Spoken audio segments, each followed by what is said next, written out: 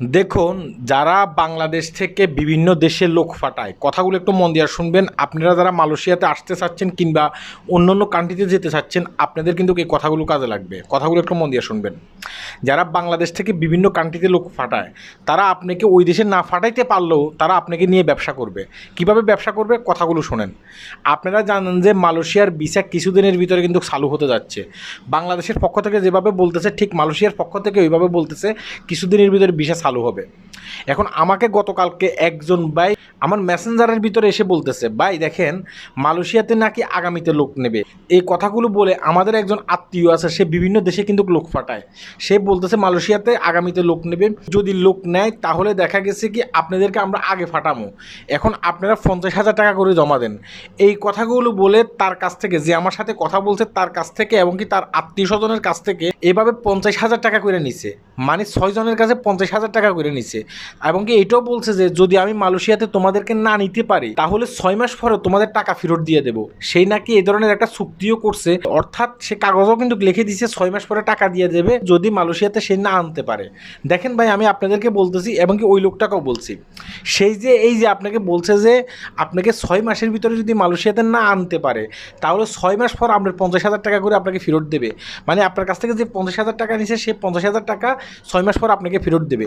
এবং কি আপনার আত্মীয় স্বজনের কাছ থেকেও নিছে, মোট 3 লাখ টাকা নিছে 6 জনের কাছ থেকে, হ্যাঁ 50,000 টাকা করে। এখন আমার কথাগুলো একটু মন দিয়ে শুনবেন।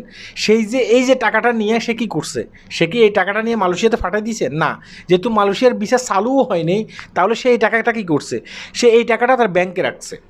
এই টাকাটা তার ব্যাংকে রাখছে কিংবা সে কাউকে এই টাকাটা দিছে, 6 মাসের জন্য সে লাগাইয়ে রাখছে এই টাকাটা। অর্থাৎ সে ওখান থেকে কিন্তু বেনিফিট ঠিকই নেবে। দেখা গেছে কি প্রতি মাসে দেখা গেছে কি 3 লক্ষ টাকার সেই একটা অ্যামাউন্ট পাবে সেখান থেকে। মানে সুদের উপরে অনেক ক্ষেত্রে টাকা খাটায়, আমাদের বাংলাদেশে আমরা যেটা বলি আর কি, হয়তোবা সুদের উপরে খাটাইতেছে, নয়তোবা ব্যাংকে রেখে সেখান থেকে কিন্তু সে ইন্টারেস্ট নিতেছে। 6 মাস পরে সে যদি আপনাকে আনতে পারে তো ভালো কথা, আপনাকে নিয়ে আসবে। যদি না আনতে পারে আপনার কিন্তু টাকা আপনাকে ঠিকই ফেরত দেবে তার কথা অনুসারে, যেহেতু সে আপনার সাথে চুক্তি করছে। কিন্তু ওই যে ইন্টারেস্ট, যেটা ইন্টারেস্টটা আর আপনাকে ফেরত দেবে না। হয়তোবা দেখা গেছে কি সেখান থেকে আরও 1,000 1,500 টাকা সে কাটিও হালাইব। কী লেগে কাটবো, আপনাকে মানে এইটা সেইটা বংবাং বুঝিয়ে আপনার কাছ থেকে আরও টাকাটা কাটবে। অথচ কিন্তু সেই ইন্টারেস্ট ঠিকই নিয়ে নিছে। 6 মাসে দেখা গেছে কি সেই 3 লক্ষ টাকা থেকে দেখা গেছে কি 50,000 টাকা লাভ করবে।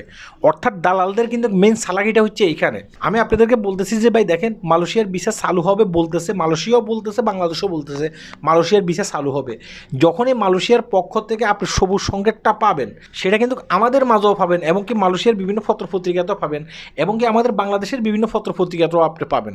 তখন যদি আপনি কাউকে টাকা দিতে ইচ্ছুক হন তখন টাকাটা দেবেন, তার আগে কাউকে টাকা পয়সা দেবেন না।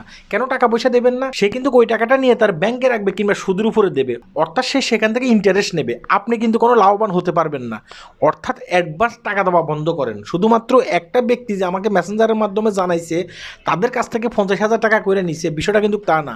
এরকম অসংখ্য মানুষ আমার সাথে যোগাযোগ করছে, যেহেতু আমি মালয়েশিয়ান সময় সময় বিষয় নিয়ে কথা বলি। কেউ বলতেছে যে ভাই আমাদের কাছ থেকে 50,000 টাকা নিছে, কেউ বলতেছে আবার আমাদের কাছ থেকে 1 লক্ষ টাকা নিছে।